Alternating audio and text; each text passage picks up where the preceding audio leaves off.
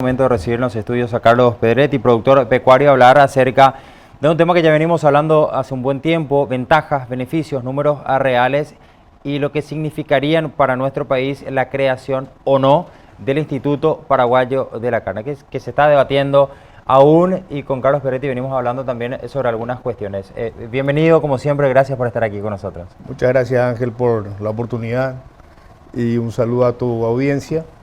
Efectivamente, como comentaste, ayer tuvimos una audiencia pública en la Cámara de Diputados que a mi entender salió muy bien. Se expusieron las ideas de cada parte, nosotros expusimos nuestra necesidad, porque realmente mucha gente me preguntó en qué sentido convendría al ganadero tener un Instituto Paraguayo de la Carne. Bueno, básicamente la respuesta es porque se esgrimieron varios argumentos, como por ejemplo que va a ser un impuesto más, que serían $2 que el frigorífico va a repasar al ganadero como un costo. Ahora esos $2, que en este caso yo entiendo que el frigorífico nos va a cobrar el dólar que ellos van a poner, con mucho gusto yo accedería a pagar inclusive más si nosotros como ganaderos recibimos lo que recibe el Uruguay, en este caso. Está recibiendo mucho más. Y eso se da por la apertura de los mercados.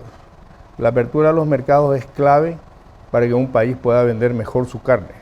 Entonces, sí, nosotros vivimos siempre dependiendo de Chile, de Rusia, un poquitito de Taiwán, que es muy poco comparado con lo que sería China continental, Brasil y algo en la Unión Europea e Israel. Entonces nos limitamos. Quiere decir que nuestro país accede a pocos mercados donde tiene que forzar el ingreso bajando el precio, y esa baja de precio el frigorífico no las repasa a nosotros. Entonces lo fundamental es que nosotros proveamos de los medios para que el país pueda acceder a esos mercados, que es lo que ocurre con otros institutos en países similares a Paraguay, y quiero referirme a Australia y al Uruguay. Son países que exportan el 70% de su producción, así como nosotros, y esos países tienen exitosas instituciones como el Instituto Paraguayo de la Carne. En el caso de Australia se llama el Meat and Livestock Australia, en el caso de Uruguay se llama el INAC. Esas instituciones cobran de los productores y en algunos casos parte también de los frigoríficos fondos para desarrollar programas de habilitación de mercados, acompañar a la Cancillería y al SENACSA en las habilitaciones diplomáticas y sanitarias. También hay que recordar que no solamente vale la pena habilitar el mercado, sino hay que tener en cuenta la tarifa o los aranceles. O sea, tan importante como habilitar un mercado es habilitar en condiciones comerciales favorables, que quiere decir negociar aranceles adecuados. Puede ser que un mercado sea interesante, pero los aranceles son tan caros que lo vuelven no competitivos. Por lo tanto, es fundamental esa concepción tanto del mercado, del aspecto sanitario y sobre todo los aranceles. También tenemos que mejorar nuestra percepción o la percepción que tienen nuestros actuales clientes. En el caso de Chile, en el caso de Israel, en el caso de Rusia. A Israel y a Rusia no estamos llegando con carne enfriada. Recién en Israel estamos empezando a exportar carne enfriada, que es un producto, siempre la carne enfriada vale mucho más que la congelada. Y eso es justamente también lo que se está negociando actualmente con Taiwán. Enviar carne enfriada a mayor valor y lograr que el sistema sanitario o el gobierno de Taiwán acceda a tener 120 días de validez, la fecha desde la producción hasta el último día que esa carne puede ser consumida. Todos estos aspectos son aspectos muy técnicos que se tienen que llevar adelante con mucho profesionalismo y con un cuerpo técnico pequeño, como es el Instituto Paraguayo de la Carne que estamos proponiendo. Tampoco tenemos todavía la cuota de Estados Unidos, a pesar de que se está trabajando. Hemos visto pasar la cuota 481, que es una cuota libre de aranceles que tiene la Unión Europea, por el cual los exportadores uruguayos, argentinos, australianos, llegaron a exportar a valores de 9 a 10 mil dólares por tonelada toda la res completa. No solamente el Ramp and Loin, como es el caso de Hilton. Y eso que nosotros tenemos solamente una cuota de 1000 toneladas de Hilton. Carlos, antes de entrar a ver algunos números que me parecen realmente interesantes, algunos cuadros que grafican un poco lo que estás comentando en materia de realidad y lo que podría llegar a ser oportunamente. Desde el gremio de los frigoríficos, ¿tienen otra interpretación? ¿Hay temor? ¿Qué puede pasar? Digo esto, a la pregunta es porque rechazan, dicen que no es necesaria la creación del instituto. ¿Pasa algo? Sí, evidentemente que hay un rechazo de público conocimiento, salió en los periódicos ayer, o sea, el domingo, perdón, los motivos por los cuales rechazan. Dicen que no quieren otra institución pública, esta no va a ser una institución pública, es una institución privada de derecho público con el cual nosotros necesitamos integrar al SENACSA y a la Cancillería dentro de este grupo. Estamos hablando de 2 representantes de la ARP, 2 representantes de la Cámara Paraguaya de Carnes, un representante de Cancillería, uno de SENACSA. Ese grupo de gente tiene que trabajar rápidamente en la habilitación de los mercados. Entonces no va a ser público, va a ser privado. No se va a financiar del Estado, se va a financiar del aporte del ganadero, $1, y del aporte del industrial. Tampoco va a ser, no se puede considerar eso un impuesto, y también alega la Cámara de que no necesitamos otra institución, que hay varias instituciones, es cierto. Pero si esas instituciones trabajaran, hubiésemos venido todos los mercados abiertos. Entonces yo me remito a las pruebas. La realidad es que hasta hoy no funcionaron esas instituciones. No se habilitaron los mercados importantes. Nosotros necesitamos abrir China, necesitamos abrir Estados Unidos, Canadá, necesitamos abrir Japón, Corea. Entonces, por todo eso es que necesitamos la creación de un instituto que esté bien proyectado, con muy poca gente técnica y que lleve adelante todo lo que mencioné. Me gustaría si pueden colocar una placa. Sí, vamos a ver algunos que tiene que ver con Paraguay versus la competencia regional. Estamos viendo en pantalla, Carlos.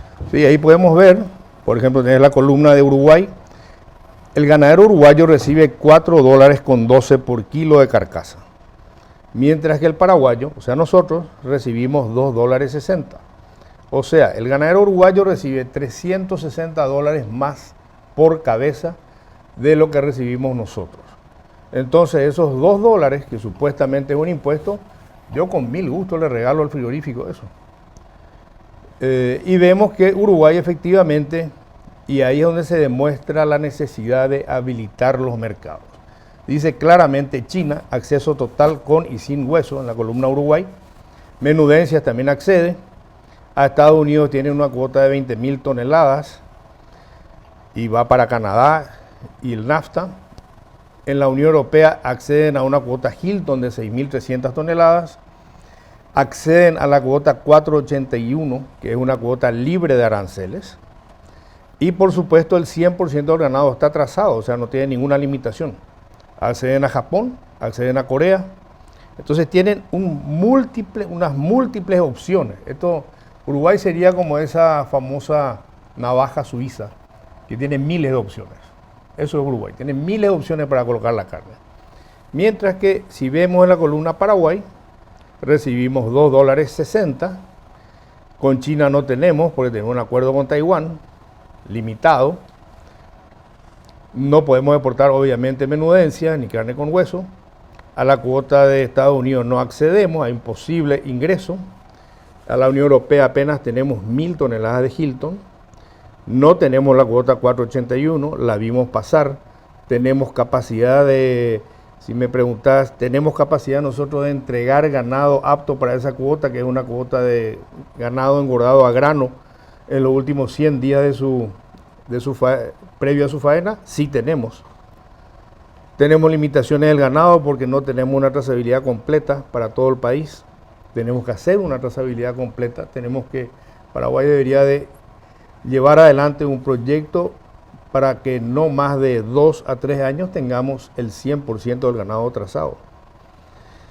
Y por supuesto no accedemos a los mercados de Japón ni de Corea. Entonces, todo eso hace que sea muy limitada la situación del ganadero paraguayo y por ende también del frigorífico. Yo no digo que el frigorífico es culpable del precio bajo. Lastimosamente, el frigorífico no accede a esos mercados, por lo tanto, su precio y el precio que vende el frigorífico es más bajo. Y si colocamos la siguiente placa... Vamos a ver los principales exportadores de carne bovina del mundo. No, es una sobre la siguiente placa que coloqué. Ahí está, datos Uruguay versus Paraguay. Sí, ahí podemos ver datos de Uruguay versus Paraguay. Vemos que Uruguay tiene una serie de ventajas. Están todas en positivo ahí, en rojo y en positivo. Venden más cara su carne, venden más cara la tonelada de carne exportada, por lo tanto, ingresan más divisas al país, obviamente en Uruguay por el mismo volumen que exporta, y en ese caso el fisco uruguayo también se beneficia más. ¿Qué es lo que planteamos con esto? Finalmente, ¿qué planteamos acá? Planteamos una transparencia en las negociaciones, planteamos entender, que el público entienda, que el ganadero entienda por qué necesitamos este instituto, la opinión pública debe entender por qué necesitamos. Tenemos que tener un programa de marketing interno también, explicarle al consumidor paraguayo cómo se puede utilizar mejor cada corte de carne, cada tipo de carne. Y evidentemente que sea esto una causa país, que se entienda cómo manejar la carne, que se maneje a nivel de recetario, a nivel de cortes de carne, a nivel de manuales de denominaciones específicas para los cortes, que todos conozcamos esto. Nosotros ya salimos de la época del oscurantismo, donde muy poca gente conoce temas importantes. Cualquiera ya puede investigar en Google. De hecho, una de las funciones de este instituto tiene que ser la de concientizar al público paraguayo respecto a la importancia de la carne y de la cadena de valor de la carne para el país. La cadena pecuaria emplea a cerca de 500.000 personas, muchas de ellas de baja escolaridad, que no pueden acceder a industrias. Entonces, ¿qué haríamos si no empleáramos? Tendríamos problemas. Y evidentemente que todo esto se puede potenciar con un ingreso superior al que tenemos hoy como productores. Esto va a hacer de que el ganadero invierta mucho más, que contrate más, se generaría más producción. Nosotros tenemos capacidad de tener un hato ganadero similar al de Australia, que tiene 24 millones de cabezas y es el tercer exportador mundial. Nosotros podemos llegar a eso. Ese podría ser nuestro techo. Pero tenemos que sumar todos, ponernos las pilas y llevar adelante esto como una causa país. Entonces no tendríamos que dar vuelta a la página. Hoy en día lo importante es que ya estamos en una etapa de descuento, puesto que la reunión ayer de la Cámara de Diputados fue de que se pusieron plazos para tener una respuesta final y una redacción final del proyecto de ley. Y tenemos que hacer que esto salga bien, tenemos que hacer que nazca bien. Ojalá el equipo parlamentario liderado por el diputado Soroca pueda plasmar esto adecuadamente, con todos los requisitos que precisa una ley y que se lleve adelante para beneficio de todo nuestro país. Carlos, tenemos una placa más para compartir. Perfecto, ya no tenemos, pero sí la pregunta que me es obligada y me parece hasta inocente, pero pensando en el televidente, digo, bueno, ¿qué tan diferente es la carne uruguaya a la paraguaya, Carlos? No, es una carne similar, si bien ellos tienen ganado Hereford, nosotros tenemos más ganado CU, que es un poquitito más duro, pero hay que entender también en qué consiste la maduración de la carne. Cuando se faena acá en Paraguay y se envían los cortes de carne al exterior, enfriados, normalmente tienen un periodo de viaje de 30 a 40 días. Si nosotros estuviéramos enviando estos cortes al sudeste asiático, donde inexplicablemente no estamos, y es donde va a estar el 66% de la clase media mundial en el 2030, según los datos de OSDE. Si ese container de carne demora 30 o 40 días en llegar hasta allá, ese proceso de maduración hace que nuestra carne otra vez sea de excelente calidad. O sea, el bife que comemos hoy, el día 2, después de haberse faenado, cortado, troceado y cocinado, es muy diferente del bife que vamos a comer 40 días después en Singapur, por ejemplo, que sería un mercado objetivo y al que no estamos ni siquiera mirando todavía. Entonces, evidentemente que la calidad de la carne paraguaya es buena, seguramente no es 100% comparable a la uruguaya, pero yo creo que en un alto porcentaje sí. Y con ese proceso de maduración de la carne termina siendo igual. Acá tenemos que pensar en los mercados objetivos, en las ciudades donde vive gente adinerada, en el sudeste asiático. Hay trabajos realizados ya por el Meat and Livestock Australia, que es la versión Instituto de la Carne Australiano, donde ellos van a atacar a 5 ciudades de las 30 más adineradas del sudeste asiático, entre las cuales están Ho Chi Minh, Singapur, Bangkok y otras. Y justamente la idea es entender lo que el consumidor quiere. Nosotros tenemos que pensar que si queremos abrir mercado, hay que viajar hasta los mercados. Hay que viajar hasta Singapur, hay que ver qué es lo que quiere la persona y cómo come la carne allá, cómo comen los diferentes mercados donde queremos enviar. No podemos pensar que acá de Paraguay la gente va a venir a comprarnos a nosotros. Nosotros tenemos que desarrollar programas de marketing agresivos. Tenemos que entender qué quiere el consumidor y el sabor de la carne paraguaya es inigualable. En eso sí, yo creo que coincidimos todos. Cualquier persona que sale a caminar un sábado, un domingo, hay una parrillita ahí en la vereda, uno pasa, siente el olorcito de ese asado y ya se quiere quedar, quiere comer. O sea que el sabor de la carne es inigualable en Paraguay. Y otro detalle, hace unos 4 años creo, hay una competencia que se llama World Steak Challenge, que es una competencia internacional de bifes. Todos los frigoríficos o todos los proveedores envían una muestra a esa competencia que se realiza en Europa. Y Paraguay ganó la medalla de plata por encima de todos los países de América. La ganó con un envío en la época del frigorífico JBS, versión Quality. Ganó la medalla de plata. O sea, Paraguay llegó a un sitial ya de medalla de plata en un concurso mundial de bifes. Imagínate, solamente la medalla de oro la ganó un australiano. Y detrás del australiano ya estuvo Paraguay.